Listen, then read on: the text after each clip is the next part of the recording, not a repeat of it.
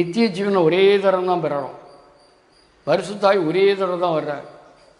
பிதாவுடைய ஆவி அளவில்லாமல் நாள்தோறும் வந்துக்கிட்டே இருக்கும். இது உங்களுக்கு செய்தி கொடுத்துருக்கிறேன். பிதாவுடைய ஆவி நாள்தோறும் நிரப்பிக்கொண்டே இருக்கும். அதுக்கு அளவே இல்லை, அளவில்லாமல் வந்துக்கிட்டே இருக்கும். ஆமென். அவருடைய ஆவி வருவதற்கு முன்னால் ஆவியானவர் உள்ளே இருக்கணும். அந்த ஆவி தான் ஆவியானவராக மாறி இருக்கிறார். அந்த ஆவியானவர் எப்போ வர்றாருன்னா, அவர் நித்திய ஜீவன் இயேசு கிறிஸ்து ஜீவனால் கழுவப்பட்ட உடனே அவர் வந்துடுறார். கிறிஸ்துவின் ஜீவன் வந்தோடனே இயேசு வந்துடுறார். இயேசு வரும்போது பரிசுத்த ஆவி வந்துடுது. பரிசுத்த ஆவியானவராக இருக்கிறார். அந்த ஆவியான நமக்காக பரிந்து பேசிட்டு இருக்கிறனால இன்னும் பரிசுத்த ஆவி கடவுளுடைய வல்லமை வந்துக்கிட்டே இருக்குது. அதுக்கு முடிவில்லை. அது அவன் தாங்கிறதுக்கு தகுதியாகி வந்துக்கிட்டு இருக்கு. புரியுதா? எல்லாருக்கும் ஒரே மாதிரி இருக்காது. அப்படிப்பட்ட பரிசுத்த ஆவியை எப்பொழுது பார்ப்போனா, நாம் உயிர்த்து கடவுள்கிட்ட போய் இருக்கும் போது அந்த பாடுகளால் அவர் பரிசுத்தாய் பெற்ற அந்த மகிமையை மாற்றிய ஒவ்வொருக்கும் வித்தியாசமாக இருக்கும். அது பூமியில் பெற்றது. ஆமாம், எல்லாருக்கும் பரலோகம் கிடைக்கும். நித்திய ஜீவன் பெற்றதுனால பரிசுத்தாக இருக்கிறாங்க. எல்லாரும் பரலோகம் போவோம், வெண்ணாடை கிடைக்கும். ஆனால் எல்லாருக்கும் ஒளி ஒரே மாதிரி இருக்காது. அதுக்கு பூமியில் இருக்கும்போது தாவின் பரிசுத்தாவி எவ்வளோ அதிகமாக பெற்றார்களோ அவருடைய மாட்சி கூடும், அவருடைய மாட்சி குறையும். புரியுதா? புரியுதா? பரிசுத்த ஆவியானவருக்கு எதிராக பேசினால் செயல்பட்டால் மன்னிக்கப்படுமா?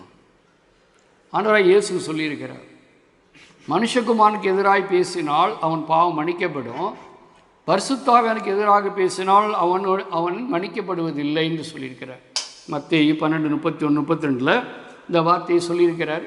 லூக்கா, மார்க்கில் இருக்கு, உங்களுக்கு அனுப்பியிருக்கிறேன். அப்போ பரிசுத்தாவிக்கு விரோதமாய் பேசினா மன்னிக்கப்படாது, இயேசு கிறிஸ்துக்கு விரோதமாய் பேசினா மன்னிக்கப்படும்ன்றது எப்படி? அதை கருத்து,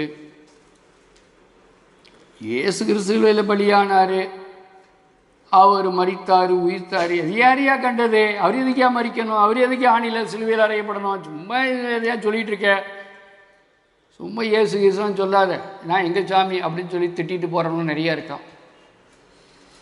திட்டிட்டு போயிட்டு அவன் 5 வருஷம் 10 வருஷம் 15 வருஷம் அடி வாங்கி உத வாங்கி மிதி வாங்கி நான் இயேசு திட்டினேன், பைபிளை எடுத்தேன், இப்போ மனம் மாறிட்டேன்னு சொல்கிறவங்க ஆயிரக்கணக்கான பேர் இருக்காங்க. இயேசு திட்டினவங்க தான் அவங்களுக்கு மன்னிப்பு கிடச்சிது. திட்டினால தான் மன்னிப்பே வந்தது. அல்லேலூயா. அவனுக்கு புரியாமல் திட்டான். நம்மளாம் அல்லையிலே இன்னத்தை கத்திட்டு கிடக்குதுன்னு சொன்ன ஆளுகள் தான். அதில் நான் ஒரு ஆள் தான். மன்னிக்கப்பட்டது. அப்பொழுது பெருசாகி பெறலை. அப்போ இயேசு விரோதமாக இந்த உலகத்தில் எல்லோரும் இருக்கிறாங்க. பிற மதத்தை சேர்ந்தவங்களும் இருக்கிறாங்க. அவங்களுக்கு மன்னிக்கப்பட்டு அவங்க பரலோகம் போயிடுவாங்க.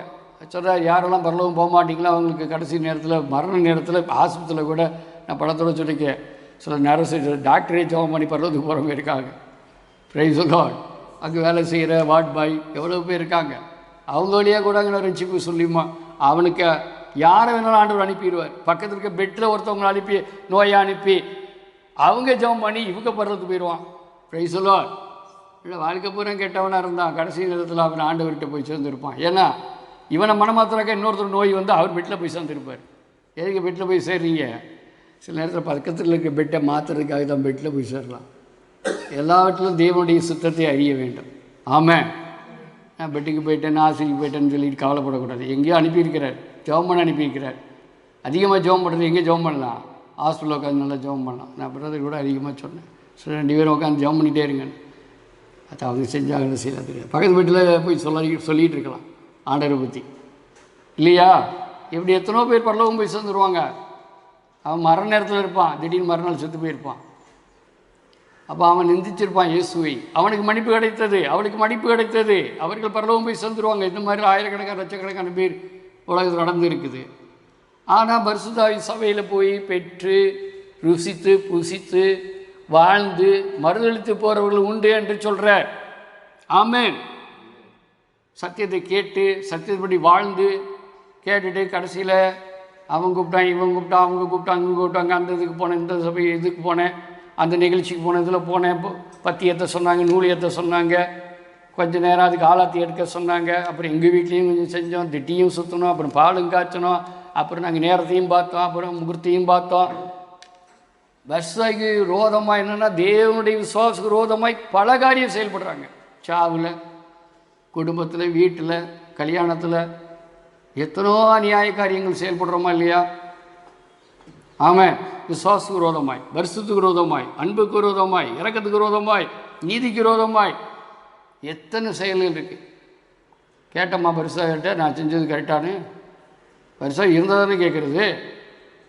யார் செய்யாத நான் செஞ்சேன், யார் செய்யாத யார் சொல்லிகிட்டு இருக்கா? உள்ள பிசாசு உட்காந்து சொல்லிட்டு இருக்கேன், எல்லோரும் செஞ்சு தான் நான் செஞ்சேன். பிசாசு உள்ள உட்காந்து நியாயப்படுத்திட்டு இருக்கும்போது பரலோகம் போவியா?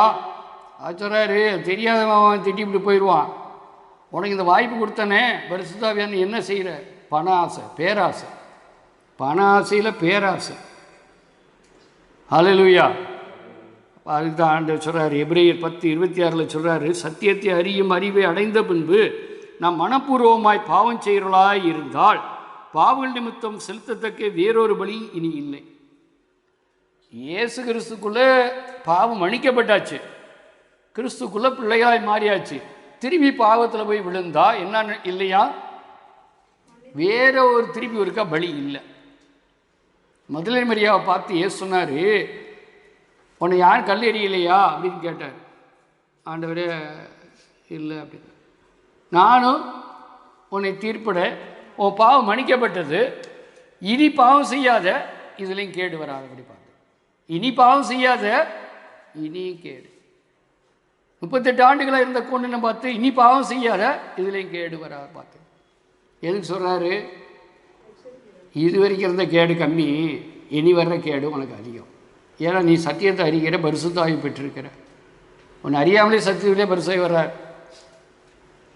வந்தவர் வந்திருக்கிறாருன்னு உறுதியான விசுவாசத்தை கொண்டு அவரோடு இருக்கிற நீ விரும்பலை. உனக்கு இஷ்டமானதே செய்கிறேன், உனக்கு பிரியமானது செய்கிறேன். அவருக்கு என்ன பிரியம்னு கேட்டதே இல்லை. நிறைய பேர் கடவுள் ஏன் என்னை கைவிட்டார், கடவுள் ஏன் கைவிட்டார்னு பல தடவை சொல்லியிருக்கேன். கடவுளுக்கு என்ன பிரியன்றதை கேட்கறதே இல்லை, தேவனுக்கு என்ன பிரியம்னு கேட்கவே இல்லை. சபைகளை கடவுள்னு சொன்னால் நிறைய பேருக்கு புரியாது, தேவன் சொன்னால் தான் புரியும். ஏன்னா அப்படி தமிழர்கள். கடவுளும் தேவனும் ஒன்று தான். பிரைஸ் தி லார்ட், ஹல்லேலூயா. அதனால் கடவுளுக்கு பிரியமானதை ஒரு மனுஷன் தேடினால் அவனுக்கு அவர் அகப்படுவார். இந்த உலகத்தில் நீங்கள் கிறிஸ்தவன் ஆனீங்க, நிறைய பேர் கிறிஸ்தவங்களை ஆகலைன்னா தேடினால் போதுமா அவனுக்கு வெளிப்படுத்திடுவார். அப்போ ஏன் எல்லோரும் கிறிஸ்தவங்களாகலை? ஏன் கிறிஸ்தவனும் கூட பரிசாவி பெறலை? அந்த பரிசாவி பெற தேடலை, பரிசாவி பிறகு தேடலை. எபிரேயர் 6:4 சொன்ன, ஏனெனில் ஒரு தரம் பிரகாசிக்கப்பட்டு பரமையை ருசி பார்த்தும் பரிசுத்தாவியை பெற்றும் தேவனுடைய நல்வார்த்தையும் இனிவரும் உலகத்தின் பலனையும் ருசி பார்த்தும் மறுதலித்து போனவர்கள் தேவனுடைய குமாரனை தாங்களே மறுபடியும் சிலுவையில் அறைந்து அவமானப்படுத்துகிறபடியால் மனம் திரும்புவதற்கு ஏதுவாய் அவர்களை மறுபடியும் புதுப்பிக்கிறது கூடாத காரியம். ஆமென்.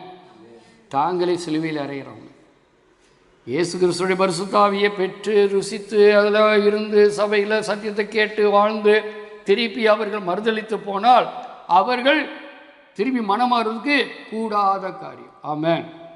2 பேதுரு 2:20 சொல்றார், கர்த்தர் இரட்சகரமாயிருக்கிற இயேசு கிறிஸ்து அறிகிற அறிவினாலே உலகத்தின் அசுத்தங்களுக்கு தப்பினவர்கள் மறுபடியும் அவையில் சிக்கிக்கொண்டு ஜெயிக்கப்பட்டால் அவருடைய பின்னின் நிலைமை முன்னிலைமையிலும் கேடுள்ளதாக இருக்கும்.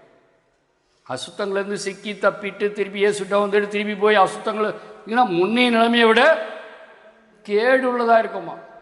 நம்ம அதை சொன்னேன். நிறைய ஜெபம் பண்ண வீடுகளில் போராட்டத்திலேருந்து கொஞ்சம் கொஞ்சமாக விடுதலையாகி வந்தாங்க. திருப்பி அவங்க பின்வாங்கி போனதுனால எவ்வளோ அழிவில் இருக்காங்கன்னா முற்றிலும் அழிந்து போனோம்.